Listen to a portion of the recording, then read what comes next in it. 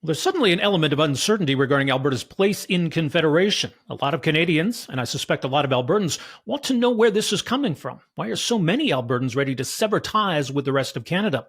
We'll find out. That's next on The Line, Alberta.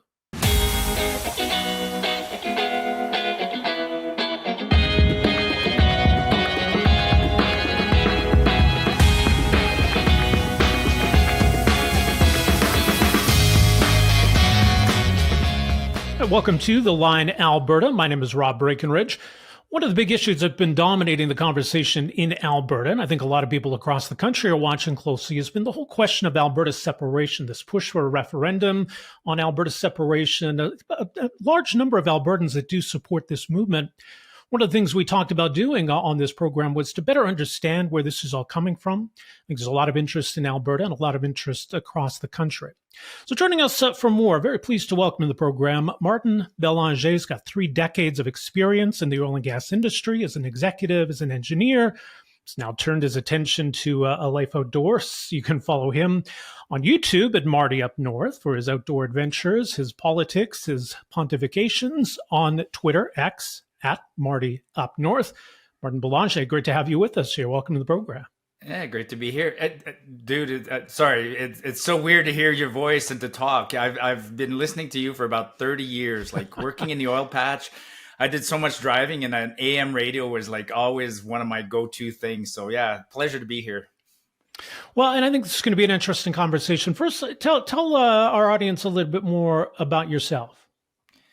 Yeah, so as you mentioned, I'm an engineer. I was actually trained in Ontario, started my career in northern Alberta. That's why I'm known as Marty Up North. Started my career in a little town called Fox Creek. Spent about 25 years working, oil and gas on site in small towns or on drilling sites, remote locations. And then later on in life, got transferred to Calgary. I got transferred, I think, 7 or 8 times throughout my career. So I had, pretty broad experience. Got to work across the province, across the country, and overseas. But then, after my last transfer here in Calgary, I decided that, enough disrupting the kids. So stayed. So I've been in Calgary for just over a decade now. But yeah, a good career in the oil patch. I've heard you describe yourself as a Franco-Albertan. What does that mean? It's my native language. I still speak French, and I married a girl from French community. She's from Filaire, so I don't know how many viewers know that, but there's 2 large French communities in Alberta. One in the northeast around the Bonnyville, and then one in the Peace River country. So French is my native language, and I still speak it fluently. So that's why I call myself a Franco-Albertan. Alberta's interesting, right, in that so many Albertans come from somewhere else. And yet I think, you're an example of just kind of integrating into that Alberta culture or embracing that Alberta culture. I don't know if there's any kind of division amongst Alberta separatists on whether you need to be born here to be a true Albertan, but how do you think that factors in? Yeah, no, to your point, yes, I'm not an Albertan by birth. I remember, but I've been here 35 years. So, and I remember when I left Ontario to come here, I'd been here as a student for work. And then I finally decided, when I graduated, to come here full time. My father, who had traveled the country, said, "We'll never see you again." And now I know what he meant, because when I came to Alberta, I found my culture. So there are people around the country who have a certain attitude, whether it's conservatism or entrepreneurship or whatever, family. And so when I came here, I found my culture. And to your point, I've done the experiment many times at work. You're in a room full of people, and just to break the ice, you go, "Who here is not from Alberta?" And it would often be more than half the room. So it's been it's our history, right? It goes back to the 1870s with the Dominion land program. I mean, we the government offered free land to settle Alberta, and people with a certain mindset came here. To this day, that continues. Actually, that's one of my disappointments. I don't think it continues to this day. I'm going to go out and say that some of the people coming these days don't quite have that attitude. They're more here to take rather than to contribute. But that's my opinion. Yeah. Now, as far as separatism itself is concerned, I mean, for you personally, was there sort of a moment where you realized that maybe this is what you would prefer to see? Maybe, a moment where you kind of felt like you became a Yeah. separatist? Yeah. It's probably around 2016. You know, uh, let me step back. So I'm an Easterner. I come here to Alberta, and in the early part, and I speak French. Good segue. And in the early parts, I used to defend Eastern Canada when I got here, right? And but then I stopped defending at some point. Got into being an Albertan. And if you asked me in 2011, how I felt about all of Confederation, I was head down working. If you said to me you're wasting some money, in taxes, or Ottawa's wasting your money, I would have said, look, I got my house, my family, or my kids are playing hockey, there's gas in my truck, I really don't care. I'm paying more than my share, so what? 2014 comes around, we get a downturn in the economy, and then we elect Notley and the double whammy of electing Trudeau. So finally in 2015, personally and through the companies I've been working for, start asking for a little bit of help, right? So haven't cared for the last 25 years, but now this downturn's a little tougher than the previous ones. So we start asking for help, and we're not even asking for financial help, right? From Ottawa, we're asking like, just get out of the way, help us build these pipelines. At that time, I'm working for TransCanada on Energy East, and the help's not coming. So it's like, wow, okay. So, I've been contributing. I got this sort of, call it this insurance policy. I'm calling in on a favor and I'm not getting help. That's 2015. Fast forward to, so now my mind is shifting a little bit. Fast forward to 16, 17, 18. Not only are they not helping, but now you got liberal policies that are actually hindering us, right? They got the tanker ban, they got Bill C-69, they got, the gun ban, property rights, all sorts of issues. Sorry, there's a phone ringing, but so around, there's nobody else at home. It'll ring for a second, then the phone will pick up. So around that time, 2017, 18, that's when I really became a full-blown separatist. Like, Confederation's broken. And I suspected Confederation was broken, but it confirmed that was broken in 2017. Yeah, I think Justin Trudeau's at the heart of much of the anger and frustration in Alberta. The fact that he's gone, and sort of slowly it feels like some of his legacy policies are going to, or at least being eroded. Mark Carney, very different politician, I think, in a lot of ways. We've got Trans Mountain, obviously, that's up and running, LNG Canada up and running, the potential maybe of more of both. How much of a factor do you think Mark Carney is, first of all, and whether, approving a new pipeline could be a game changer in all of this? Carney's a politician. He's a liberal politician. So, I mean, I'm reluctant to give him the benefit of the doubt. I will give him a little bit of the benefit of the doubt, but in my mind, he's just one person, and behind him, there's this giant apparatus, and he won't be able to make some of the changes he wants to make. So, I guess it's just words at this point, and I need to see the actions. Mm-hmm. If the actions match his words, for me personally, it just slows down the process of separation. But I don't think we can fix Confederation at this point. It's just too broken. It's too lopsided. So yeah, I mean, yeah, Carney talks a good game right now. He definitely does. Well, certainly was, his election victory, that there was a catalyst to this push, even if much of the anger existed while Justin Trudeau was still in office. Just the fact, I guess, that, the Liberals win a 4th straight election, Albertans for the 4th straight time prefer something different. So I don't know. I mean, if the election had gone a different way, would we be sitting here having this conversation today? For me, it's no different. I said this many times. Poilievre winning would have done the same thing as what I just said about Carney. Poilievre winning would just slow down the inevitable. I'm simply looking at the big picture. I mean, we live in a country with it's an economic union, right? Confederation, for all purposes, is an economic union of people that were almost like-minded. And if I asked an Albertan today, if I offered what Confederation is, if Alberta came in today, we were a completely separate country, and somebody said, "Hey, do you want to join this country called Canada?" And we're offering you, we're going to take more of your taxes than we give you back in return. We're going to block all your projects and everything else. We wouldn't join. And Poilievre is in the same boat as Carney. He's a federal politician who wants to get elected, and in order to get elected, he has to make promises out east. The elections are won and lost out east, and 50% of the population lives in this teeny weeny little corridor. I mean, the corridor from Point Pelee, Ontario, Toronto, Montreal, and Ottawa is 50% of the population, and they want things that are different than we want in Alberta. And I don't think we'll ever get. Well, there is one possibility. let me backtrack. There is one possibility, which is to make Confederation work the way it was designed in 1867, but it's not working that way, and that would require reopening the Constitution, approval from the provinces, the courts, and so forth. And so I think we're just too far gone. It's irreconcilable differences. What do you make of the situation Pierre Poilievre finds himself in now, having lost his seat, running in this by-election in Alberta, where he's seeing firsthand where there's a lot of this anger and frustration. Maybe even that translates into apathy. A lot of folks in Battle River Crowfoot, maybe they feel the same way. Like, what's the point?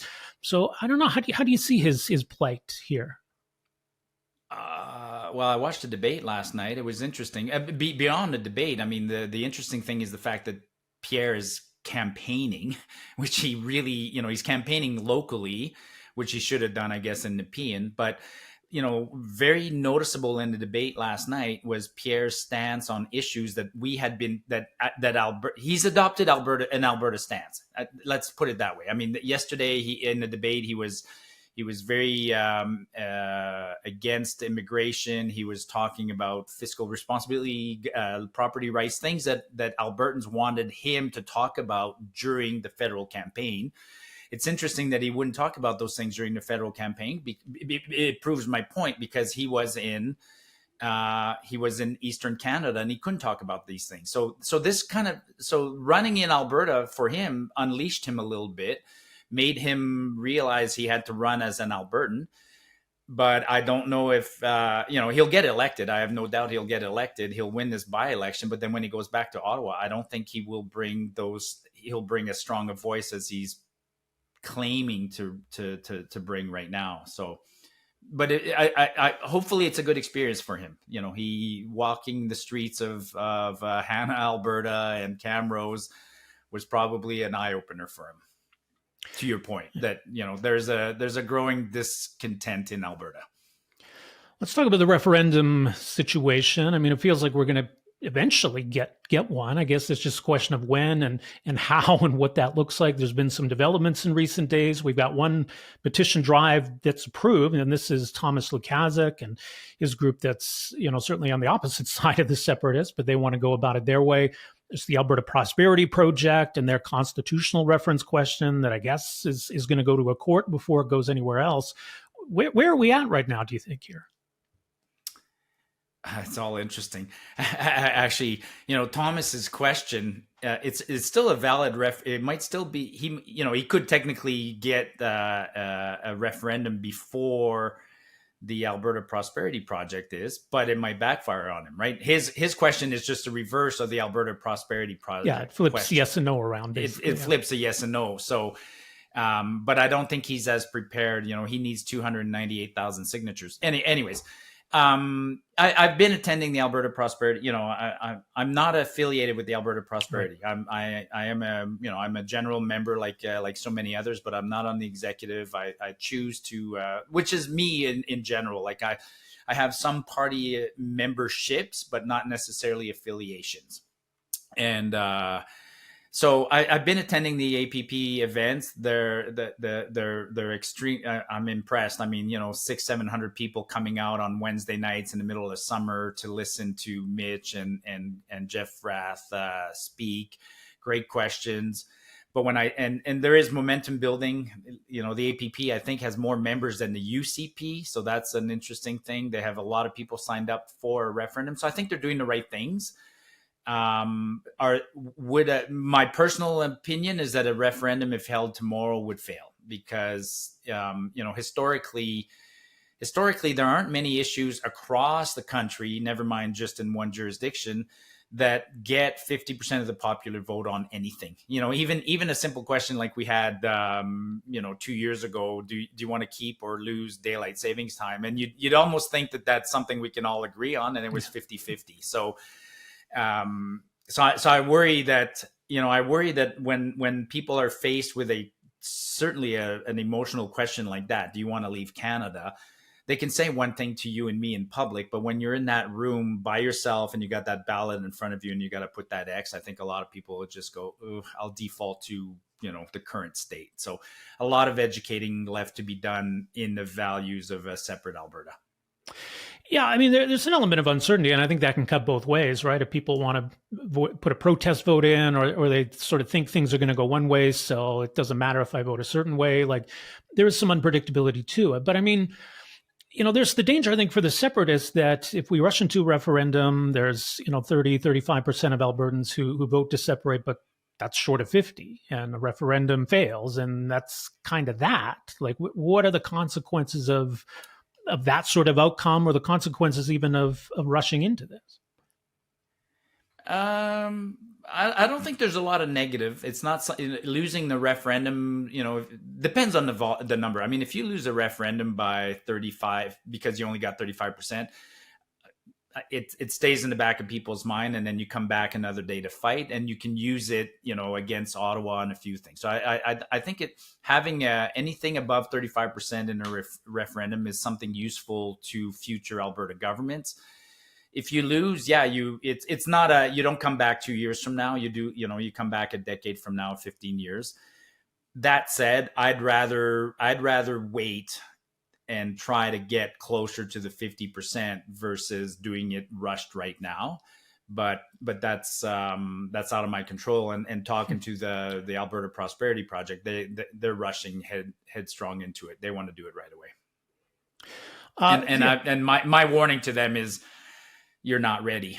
The province is not ready. I mean, I'm saying 35% would be good. I don't think there'd be I think the results of the by-election in Olds Three Hills a month ago kind of shows the separatist level. I think that was a reflection with the Republican Party getting 20%. I think that kind of is what do we call an analog for where the sentiment is on separatism. 20% right now. It is interesting because, I mean, you mentioned Jeffrey Rath with the APP. Cameron Davies is the leader of the Republican Party of Alberta. So I think maybe they would hold themselves up or see themselves as leaders of this movement. I don't know. I mean, does the movement have a leader right now? Do you think? Does the movement need a leader, do you think? The movement doesn't have a leader right now, which is perfect. I think for doing what it's doing, people are turning to the APP and not particularly worried about who's heading the APP. But the movement does need somebody at some point. If there's a referendum and the referendum's positive, somebody needs to negotiate on behalf of the Albertans. And I don't think it's the current government. So but in the short term, no, that, it's a grassroots movement with organization, but not quite leadership. I mean, on the other side, the idea of someone like Stephen Harper championing the stay in Canada side, whether that's yes or no, I guess depends on the question. But, do you think that would be a game changer there? I mean, do the separatists need someone of that stature to compete, do you think? Oh, I'd love to. I mean, first time are you actually saying that Stephen is saying that? Is he a federalist who's offered to stay in Canada side? I missed that somewhere. I mean, I'm certainly not speaking on his behalf or have any inside information. I think based on what he said in the past, he certainly seems like a federalist. He's been offering, as we understand, advice to Carney's government about trade talks with the U.S. I mean, whether he's prepared to enter the fray of a referendum battle, I don't know, but that seems like someone, when we talk about, I guess, those that you would need to convince, he's the kind of guy, I think, who would make a compelling case. Okay, wow. Actually, you make a great point now. Now it makes sense why Carney invited him as part of the sort of the panel on tariffs. No, boy, yes. I mean, I'd love to have Stephen Harper on our side, on the separatist side. We will need people like that at some point. That's the other fear that I have of the, you know, I don't think we will have what happened. Like when Quebec tried to separate, there was an effort to keep them on board, right? The rest of the country rallied and tried to keep them on board. I think the rally to keep us on board in Alberta would be, we're not prepared for that. I think there would be groups that would go out of their way to discredit the separatist movement. So we would need some really strong advocates.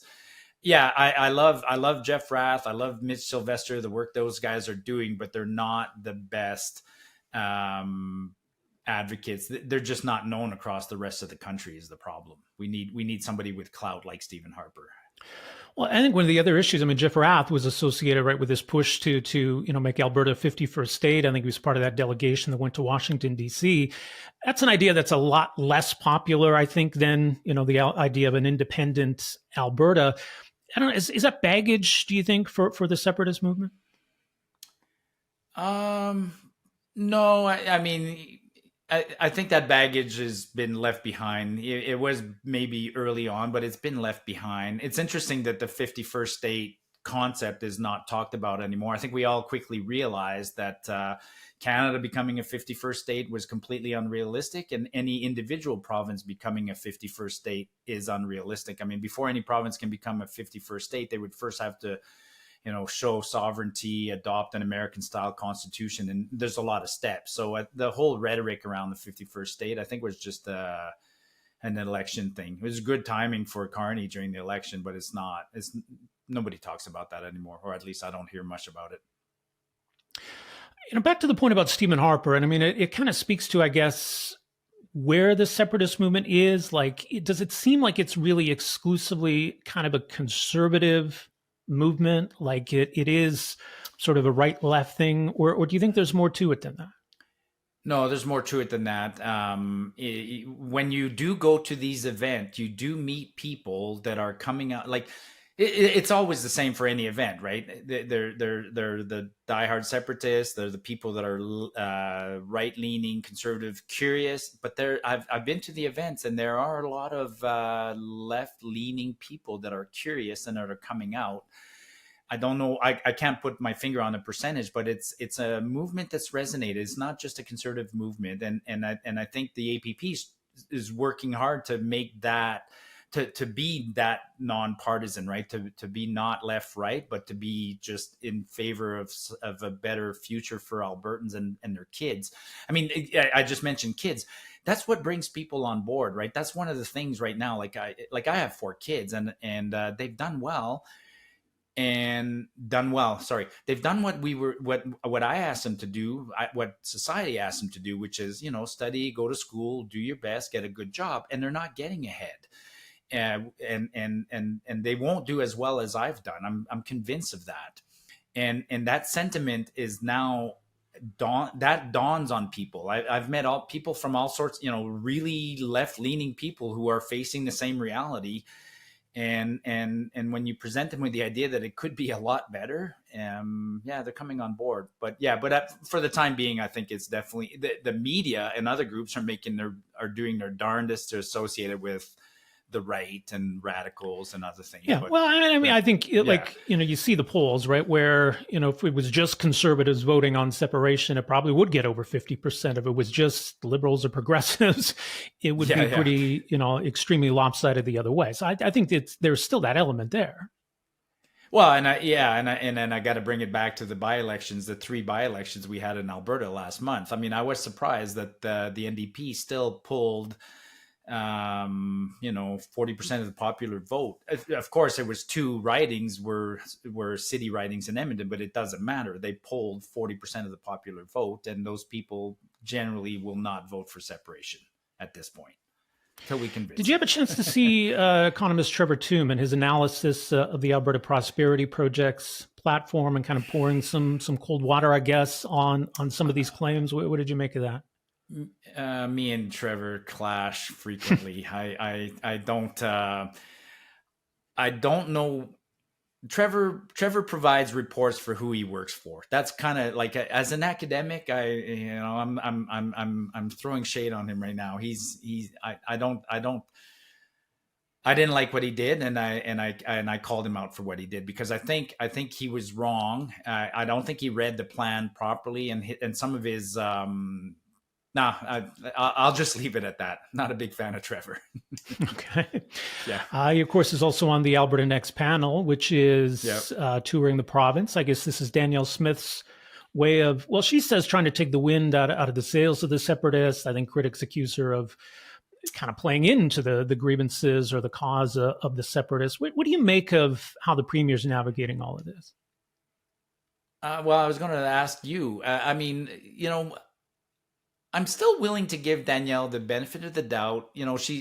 Perhaps she's doing the I've checked off every box kind of thing. Like, she has been burned. She has to, like, for instance, what's happening with the elections officer right now, who sent the question to the courts, right? She could interfere. She's not interfering. Panels are another example, right? Panels are perhaps a way so that down the road she can say, I did everything, and this is the way I have to go. I'm less and less willing to give her that benefit. I'm thinking more and more that she is a federalist. She does not want to be remembered as the person who was there when Alberta separated. She wants to be remembered as the person who made Alberta stronger. So I think I'm 60-40. I think the panels have more of a nefarious reason than a good one. I mean, we've had panels like this.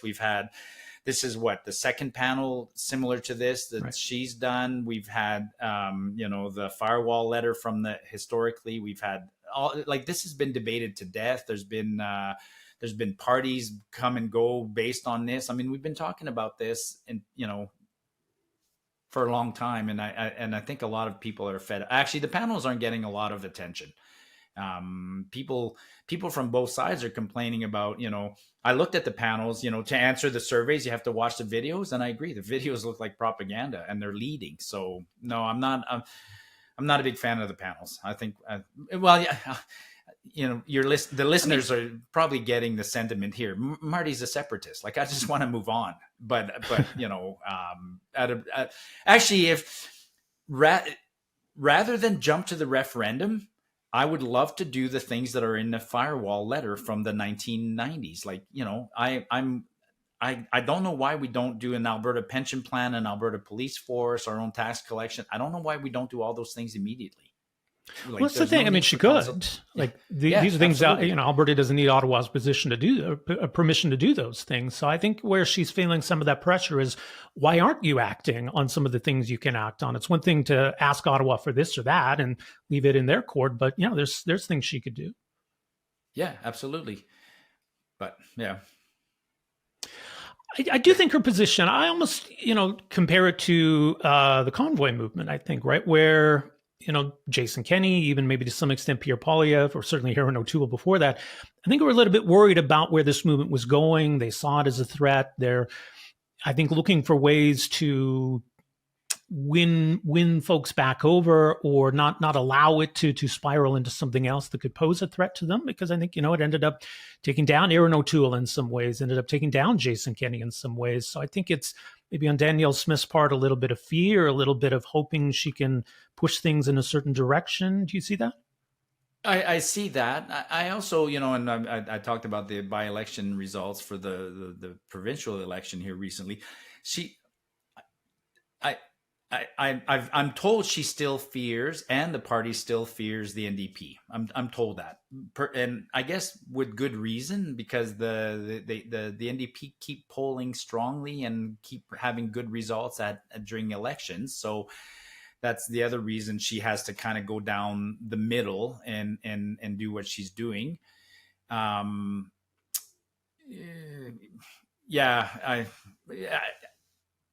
I guess we'll wait and see. We haven't seen Naheed Nenshi sitting in the legislature face to face with her. So we'll see how that dynamic changes, whether that has an impact on the direction she's taken the province. But I generally find her approach right now overly cautious. Like, she had a mandate. She won the election in May of 2023. Then she had her leadership review last November 2 Novembers ago, no, last November, where she got the 91%. I mean, that's a huge mandate. Go ahead and do the things that the people want you to do. And I don't know why she's not doing those things. I mean, her opponents, Naheed Nenshi, if he got elected and had those kinds of mandates, trust me, he won't use the excuse of things take time. He'll get it done. And so Danielle, in a sense, is taking too much time and maybe being too cautious, or she has another motive. Yeah, I don't know. I mean, you mentioned the way the Alberta Next has been framed. Like, it certainly seems like it's geared toward convincing people that, yeah, we should have a provincial police force, we should have a provincial pension plan. So if they're already leaning in that direction, that's their preferred strategy. Yeah, I'm not sure why they're playing it the way they are. Maybe it helps to have some kind of a mandate coming out of this Alberta Next, or to set it up for a referendum. I'm not sure. Well, the one thing you and I know this about politics, they have advisors. They surround themselves with advisors. I did the same thing in business, right? And sometimes you just have bad advisors. And when you have and Danielle is notorious for that. Danielle Smith is notorious for surrounding herself with friends. And, me personally, when I was in industry, I made sure I had people on my team that didn't agree with me. I didn't want, when you're in a meeting and you're in a room and you're discussing solutions or options for a project, it's good to have somebody you can turn to and say, hey, Bob, like, what am I missing here? What's my blind spot? And I don't think in politics in general, I think everybody's afraid to tell the boss, what they're missing. And unless the boss really encourages it. I mean, that's, like, nobody wants to tell the boss you're wrong, but sometimes you need to tell the boss. And I think Danielle Smith is one of those people like her. And she surrounds herself with like-minded people who are friends, fundamental, like her chief of staff, man. I think she went to high school with the guy, and they like, so we saw that with Poilievre as well. I mean, I think Poilievre getting rid of his advisor for this campaign has been a big difference. So yeah, maybe Danielle should bring us on the team, and then we can. I mean, it is interesting. I mean, Rob Anderson, who's the executive director of the Premier's office, close ally of hers. I mean, he used to be with the Alberta Prosperity Project. I think it's fair to say he probably at least some point was a separatist. I don't know if presently he would describe himself that way. I think there are UCP members who do support the movement, maybe even those in caucus. So what kind of a challenge do you think that creates for the Premier? I don't know. I don't know. Sorry, I don't know. I mean, what kind of... Rephrase that question. She's even said she's worried about a split, or splitting the Conservative vote, and new sort of more separatist right-wing party. I think that's a real concern of her. It is a concern. That's why I mean, it's such a concern. We saw that concern especially at the AGM last year. Like they groups like Cam Davey, or not groups, but the Take Back Alberta, and those groups, they do pull have a lot of influence, and the party last year had to go out of its way. I mean, there was 6,000 people that attended the AGM, and they were all insiders. Like it wasn't truly, I was there, and every constituency association made sure they sent 200 people, and it was all insiders. And the UCP had to spend a lot of money to get that big to fight off those separatists. It's a challenge. I guess, it's always a challenge. We've seen this in Alberta. You've been here a long time as well. You've seen the rise and fall of the conservative groups and the splintering that keeps occurring. The right is notorious for that. I mean, by definition, I think, we talked about the Alberta culture of entrepreneurs and being more independent and living off the land, and farmers and whatnot. We're independent. We're stubborn, and bringing us together under a big tent is always a challenge. And so, but that's one of the things that Danielle's actually quite good at right now, is bringing that conservative, creating that large tent and bringing everybody under. But she's always under. There's always a pressure. The Republican Party and everything else. Yeah, it's all pressure. Well, I mean, I still can't believe Thomas Lukasik is doing what he's doing. I mean, he was one of her allies. Like, he was like, it's crazy. see that. Yeah. Well, that's the question of a vote. I mean, maybe it'll be Thomas Lukaszik's question or the APP's question, or maybe the premier just decides, hey, we'll call a referendum and here's the question. I guess, the other side of it is what a yes would look like, right? The idea that would, I don't know, immediately create a new country, prompt all kinds of court battles. Would it be a door to negotiating with Ottawa? Like, what does it mean to you, first of all? Wow. Yeah. Well, to me, my preferred outcome is that it's a big yes. So if it's a big yes, like 60% or 65, something like that, then hopefully there's not too many challenges. If it's a big yes, we use it immediately to start negotiating with Ottawa. I mean, there's no ifs, ands, or buts. There's no intermediaries. If it's a big yes, I know the APP is already working to make sure that if there's a big yes, we immediately have somebody like the United States and some other select countries recognize that we just had that referendum and that we want to be independent. I mean, that's the way Quebec was approaching it. If Quebec had a yes, France would have immediately recognized Quebec as a separate nation, even though it hadn't been negotiated.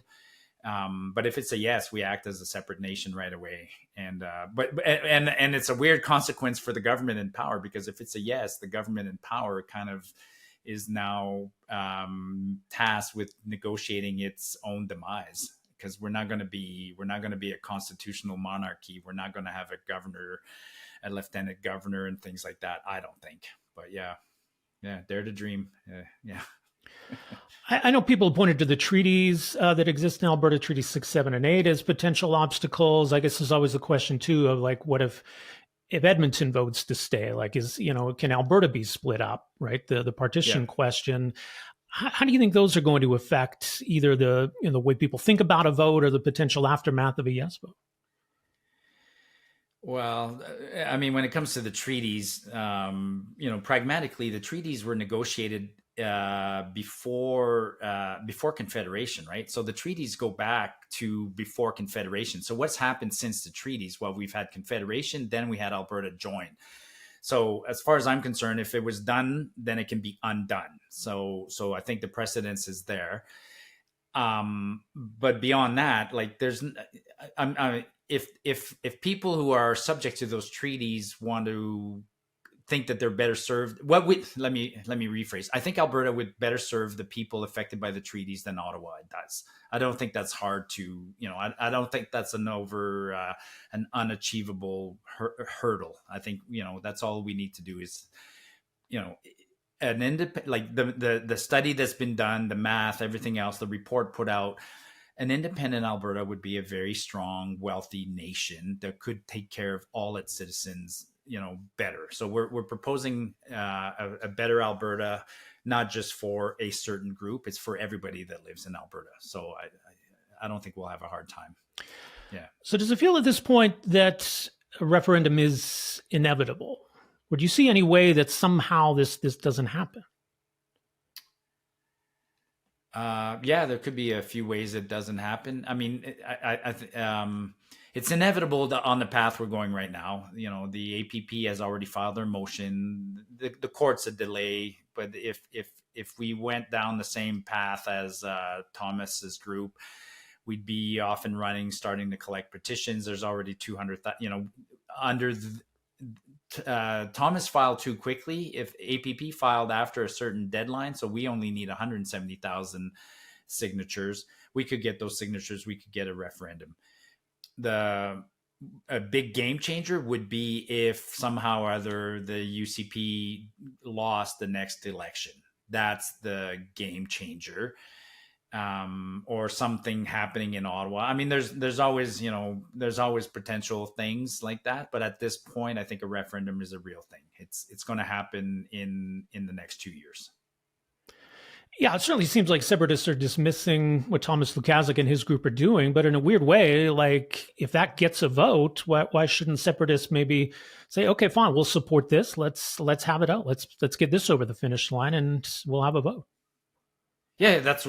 I mean, absolutely. It just flips the question. So if Thomas is successful in collecting 298 signatures, our strategy is fine. We'll will vote no and try and push it. But unfortunately, if he's successful at getting a referendum and regardless, and the outcome is undetermined, then the problem becomes we're not allowed another referendum, I believe, for 5 years. That's the law, because the APP's referendum question is too closely related to the one that Thomas's group is proposing. And so if his question succeeds and it's an undetermined answer, then we still have to wait 5 years. So I think that's perhaps the reason why he's rushing to get it. It's not, he's just rushing to get it for that reason, to take away time to educate the public. As for the rest of the country, Martin, I mean, there's a role for the Prime Minister to play right now, I think, in setting policy and making decisions that hopefully will be in Alberta's interest. But once we get into this referendum campaign, I mean, the rest of the country is certainly going to be interested in what's going on here. And I know there's some who sympathize with Alberta's concerns, others who are kind of mad or frustrated that Albertans are kicking up a fuss. But I don't know. I mean, the idea of, big busload of folks from Toronto showing up for a rally at the Alberta legislature, I don't know how well that would go over here. I don't know. How should the rest of the country treat this or process this whole thing? I think the best analogy to what's happening is the divorce. It's just the messy. It's the clean divorce, right? So we're an economic union fundamentally, which is almost what a marriage is, and now we have irreconcilable differences. So I brought that up many times. I mean, there are people already who are like attacking us. It's funny because they'll attack us for being Alberta. They hated us when we were Alberta. They wanted us down, and now that we want out, they want us keep us in. So there's this weird paradox there. But I'm telling those people, like, treat it like a divorce, man. Like if your neighbor was having a divorce and you knew that they tried everything to solve their differences, would you come over the top and ask the unhappy spouse to stay? Like, that's an insane concept. So it's the same thing. So why would you come to Alberta and try to force us to stay if we're not happy here? Now, if you want to just do your and coming here cheering and saying, yay, we love you guys, stay as Team Canada, that's going to backfire. Like, if Ontarians want to come here by the busload, that's going to backfire on them. The only thing they have as an option is they could try and give us reasons why we should stay. But they have few of them. So I'm actually not too, in fact, it's going to backfire on them. I'm more leaning that way, that in the process of trying to keep us here, they'll show their true colors. Why now? Why are you interested in keeping us now? And they'll show their true colors. They want us on Team Canada when it's convenient, and then when it's inconvenient, they just want us sitting on the bench. So, or not inconvenient they only want us on Team Canada when they need us. The rest of the time, elbows down, sit on the bench. So, yeah. We'll see what happens from here. Interesting weeks and months ahead, I'm sure. Much more from you. We mentioned Marty up north on X, on YouTube. And Martin, thanks so much for the conversation here. Really appreciate this. Yeah, bring me back someday and we'll talk energy. We were going to talk a little bit about energy, but we never talked about energy. But, I did work on Keystone and Energy East, and then I was working on the Goldboro project, competing with LNG Canada to get. So I have a lot of pretty cool stories about energy one of these days, if you want to hear those. Well, and just quickly, I mean, it isn't amid all of this talk about separatism, right? The potential for more LNG, maybe a new pipeline. Do you think there's a need for it, a case for it?